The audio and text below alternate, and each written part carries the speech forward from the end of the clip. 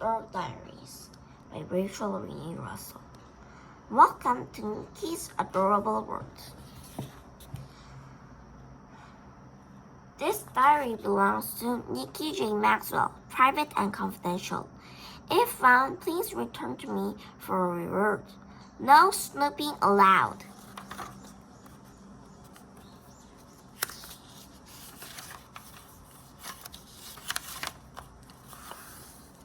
Saturday, August 31. Sometimes I wonder if my mom is brain dead. Then there are days when I know she is. Like today. The drama started this morning when I casually asked her if she would buy me one of those cool new iPhones that do almost everything. I considered it a necessity of life, second only to maybe oxygen. What better way to clinch a spot in the new CCP group at my private school, which are the country day, than bedazzling them with my wicked new mobile phone? Last year, it seemed like I was the only student in my entire middle school who didn't have one. So I bought an older used phone super cheap on eBay. It was bigger than what I wanted, but I figured I couldn't go wrong for a smaller price for only $12.99. I put my phone in my locker and spread the word to everyone and could have called me in juicy gossip on my new telephone. Then counted down the minutes before my social life started heating up. I got really nervous when the two of my DCP girls came walking down the hall of my direction, chatting on their mobile phones. They came right over to my locker and started acting super friendly. Then they invited me to sit with them at lunch. I was like, okay, but deep down inside, I was jumping up and down, doing my Snoopy happy dance. Then things got really strange. They said that they heard a mobile about my new Juicy 600 Juicy Control designer mobile phone, and everyone couldn't wait to see it. I was about to explain that I said Juicy gossip on my phone, not new Juicy on my phone, but I never got the chance because unfortunately my telephone started ringing, very obligingly loud.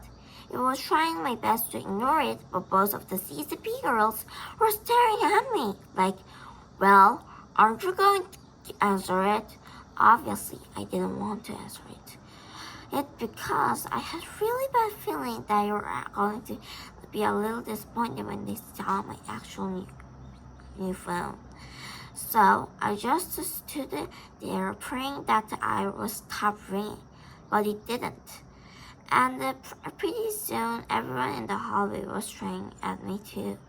Finally, I gave in, snatched up my locker, and the phone, mainly to stop the off ringing. I was like, hello, I'm sorry, no longer.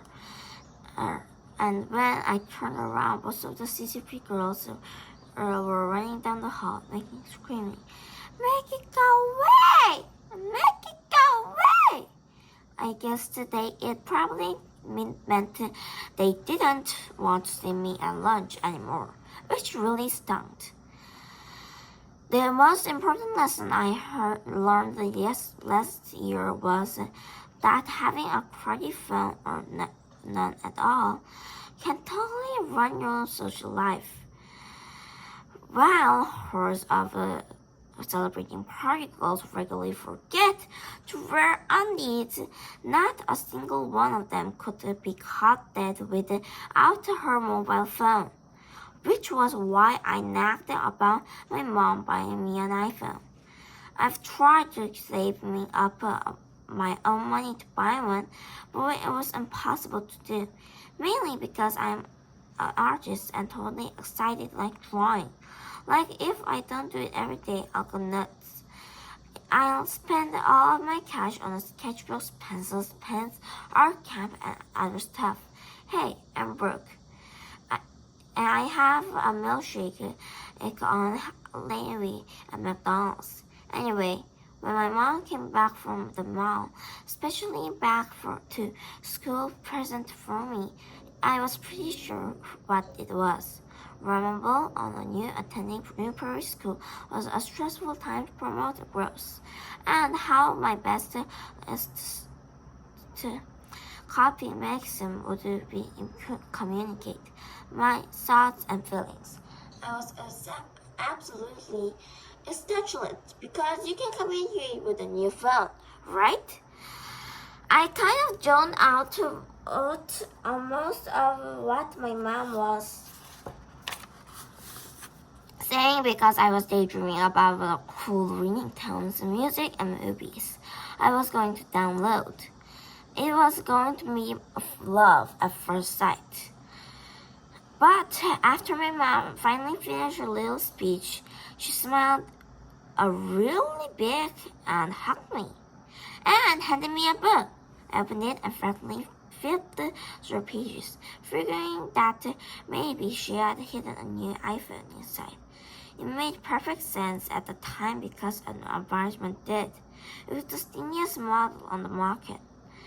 But slowly it dawned on me that my mom hadn't got me a phone. My so-called present was just a stupid little book. Talk about a major heartbreak. Then I noticed that all the pages in the book were blank. I was like, oh no, she didn't. My mom had given me two things, a diary and a photo present. She is, in fact, slowly brain dead. Absolutely no one writes their most immense feelings and deep dark secrets in a diary anymore. Why? Because just one or two people knowing all your business could completely ruin your reputation.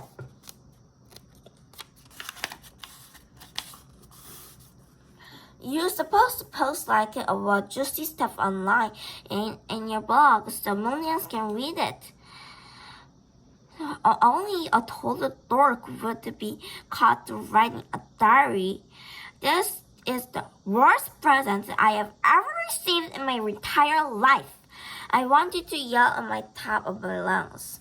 Mom, I don't need a stupid book with 288 blank pages.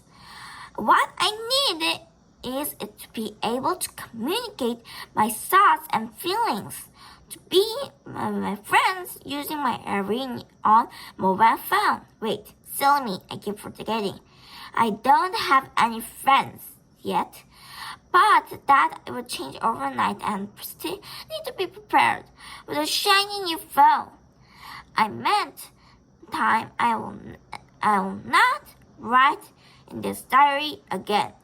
Never, ever. Okay, Monday, September 2. Okay, I know I said that I would never write in this diary again. I meant it at the time. I'm definitely not the girl who curls up the diary in a bunch of Godiva chocolate with a bunch of Sally Saps with a dreamy boyfriend. Our first kiss of Omolumi angst about the horrific discovery I'm a princess of a small French-speaking proximity and now worth millions. This is not me. My life totally stinks. All day I'm wandering around my new school like a zombie in lip gloss. Not a single person bothered to say hi. This is me. Most of this time I feel invisible. How am I supposed to fit in a Snoopy prep school like Westchester Country Day? This place has Starbucks in the cafeteria.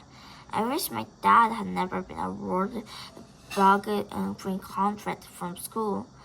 They can take a little piteous scholarship and give it to someone who wants and needs it.